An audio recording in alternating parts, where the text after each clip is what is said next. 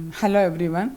In this video we are going to see about in little detail about this process management, memory management and IO management. Okay. So now here when you say process, a process is a program in execution. Normally when you enter a program in your system, you can see the program is being divided into so many processes. So process, what is a process? It is a program in execution in the sense that it is a unit of work within the system. That means even though you enter a program in a system, it doesn't happen at a time everything.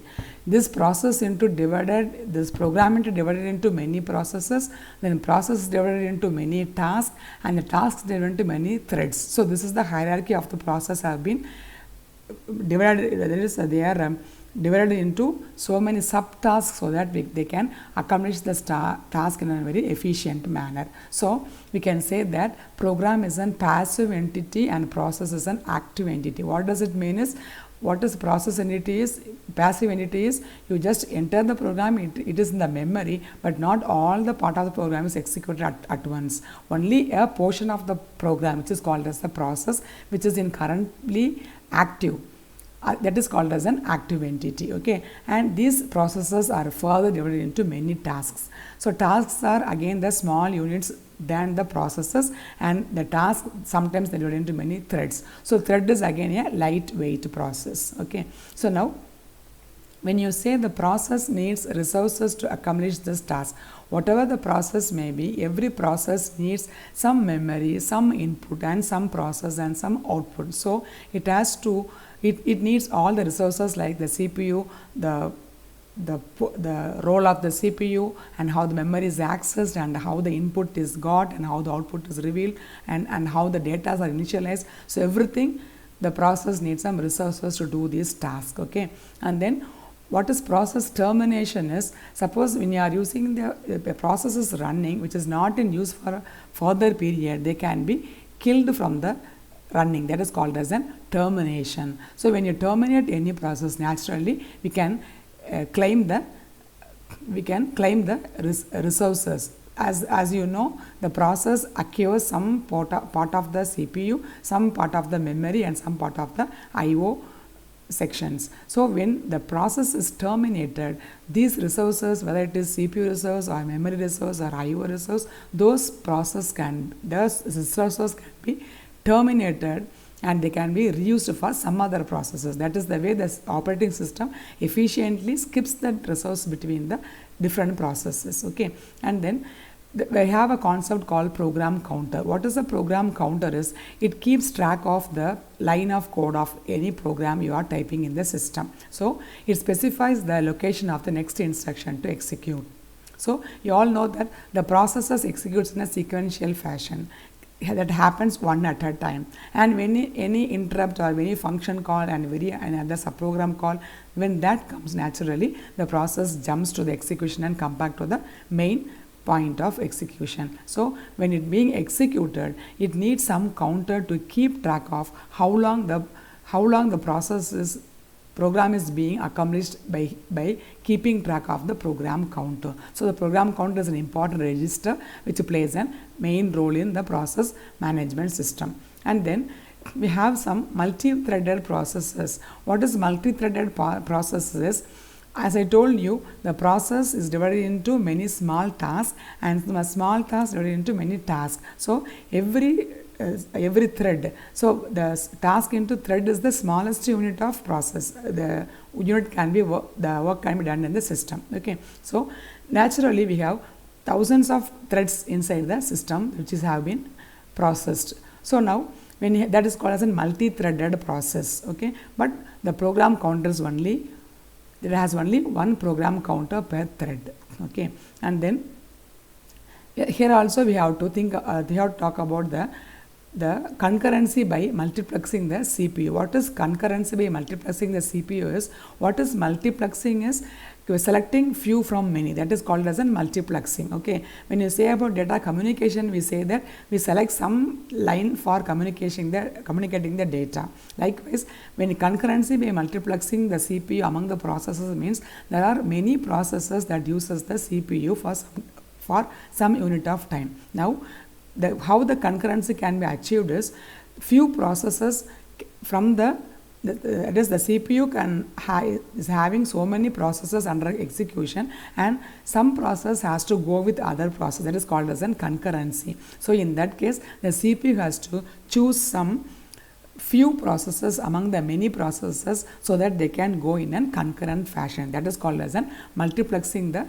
processes to acquire the concurrency in the process management. Okay, so now next is the activities. So what are the activities the process management does is creating and deleting both user and the system process. What is the user process is when we run enter the program, we type it, we save it, we copy it, we paste it, that are from the user side. And likewise the system also has some process to be happened by the processes. So this processes has to be created, and when it is not wanted no more, it should be deleted, and only the resources can be reused. And then suspending and resuming the process. Sometimes when the process goes on, we want to stop the process for some time and again to resume the process for some other time. And then providing mechanisms for process synchronization. As I told you, some process has to go together in a concurrent manner, then only they can achieve some result. That is called as a concurrent processes.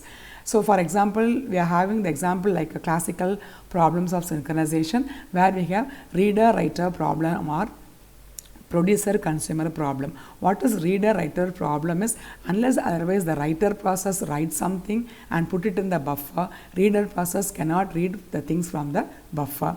So they are in synchronization with each other. Likewise, when you say producer-consumer process, when the producer produces something and put in the buffer only, the consumer can consume. So these two processes should go in a synchronized manner. That is called as a process synchronization. For this also, the OS has to provide some mechanism. And then what is the mechanism for process communication is, we have some communication like communication using message queues or communication using pipes. So what is this communication is, one process acquiring some resources, it want to remove the resources, or it want to deallocate the resources, it want to get some data from some other processes. So whatever it may be, one process has to send a message to the other process. That is called as a process communication.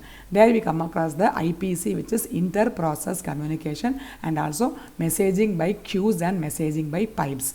And then the last one is the providing mechanism for deadlock handling. What is deadlock handling is, resources held by one process may be needed by other processes, but the previous process which hold the resources will not leave the resources for some time without any reason. That is called as that means the other process also cannot proceed with their work because it cannot acquire the necessary resources. In that case, we come across the concept called deadlock. So how to handle that? This is how to handle the deadlock. This is very similar to the concept of traffic control. We all know what is traffic control, how the problem is solved. Okay, so here when there are so many, when the traffic is too high, so many vehicles on the road, now the traffic police has to make some way to remove this traffic jam. They may say they make some deviation, or they make some process to go in the other route and something, and they may stop some vehicle. So one or the other way they have to handle so that the deadlock can be handled in an efficient way. Otherwise, no one can proceed. The system time will be wasted unwantedly. So these are about the process management activities. And then coming to the memory management activities. What is memory management activities? Memory is when the memory is accessible faster, the process can also be executed faster. Okay, so the data should be stored in a memory in an efficient manner, and also the access should be also in an efficient manner. And then all the instructions in memory should be in memory so that it can be executed properly. So here we think about the concept of swapping. Whenever the data is in the main memory only, the CPU can access and do the process, but all the program cannot be in the main memory, so it has to be in the secondary memory. So the system, the memory management part of this OS has to bring back and forth the necessary part of the program to the main memory and the secondary memory. So this is called as an swapping process where the required instructions are in memory to execute the program. So in order to do this, they have some technique how to manage, how to swap the process in and out of the memory. So many methods and algorithms are available, we see in the later classes. And then how to optimize the CPU utilization. So what is CPU utilization is, CPU should not be idle for any time because CPU's work is very efficient. So that means where the CPU has to be utilized in a proper way so that the CPU need not waste time idle with any process. That means if the process has to acquire some input resources or the process needs some resources to do any process, at that time CPU should not be called for executing the process. Let the process acquire necessary resources, then only the CPU has to be called for the executing the process. In that way we can optimize the CPU utilization. And then memory management activities also include how to track part of how the memory has been used, how it is allocated, how it is deallocated, and how the empty space is used, and how the data is moved and in and out of the memory. That all comes under the concept of memory management part of the operating system. And next is the storage management. What is storage management is all about how the system store the data in the file as a directory, how the file is accessed, it is direct access or indirect access or sequential access or random access, whether it is the device is a random access device or is a tape or a disk. So all those things will be considered in the storage management part of this operating system. You can see here some activities here. OS activities include creating and deleting the files and directories, primitives to manipulate the files and directories, mapping the files to storage, secondary storage, and finally backup the files on stable storage media. And next is the mass storage management. What is the mass storage management is how long, suppose if you want to keep a data in a memory which does not fit in the main memory, how to push those data into the backup for long period of time. And when some content is not needed in the memory for long time, need not be kept in the main memory for long time, push it in the secondary memory so that we can have much free space for the other important program to execute. So we learn about some concept about storage allocation. Many methods are there, many algorithms are there, and also disk scheduling, how the disks are allocated. Again, this disk scheduling also we have so many algorithms and techniques to learn. Okay, and then so this is how the memory management manages the memory usage of the system. Okay, and then IO subsystem, then as we say, when you say input or output, they are all the subsystem of the operating system under the control. So here device drivers, specific hardware devices. So when a device is being, we have main three concepts here: buffering, caching, and spooling. So what is buffering is, we are storing the data temporarily in between some transformation, some transfer we do, we'll keep it in the buffer for some time, then we push. So that is, then what is caching is, when we want faster access in any storage, we are going for the caching memory.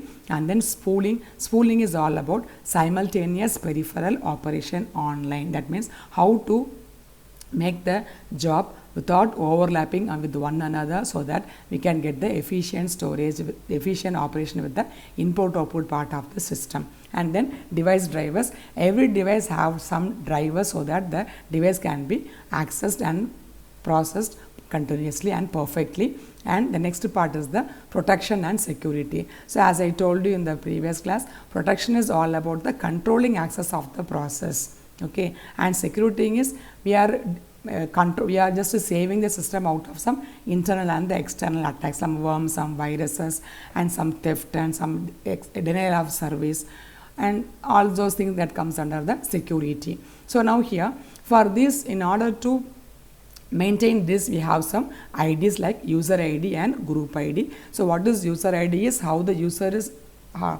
accessing the system, accessing the files. That way they are given an identity. And then what is group identity is when you are having a set of users in a system to access a group, then we are having the group ID. And then also we have a privilege escalation. So what is the privilege escalation is giving some effective ID with the more rights, like administration. When the admin has all the rights to access the device, the files and everything, that is called as a privilege escalation, where they have all the securities concerned with the effective security system of this operating system component. Okay, so these are all the components by which the operating system consists of these so many subsystems in order to control the efficiency, in order to control the effective processes of the both the computer hardware and the software. Hope you understood the concept behind the components of operating system, and thanks for watching.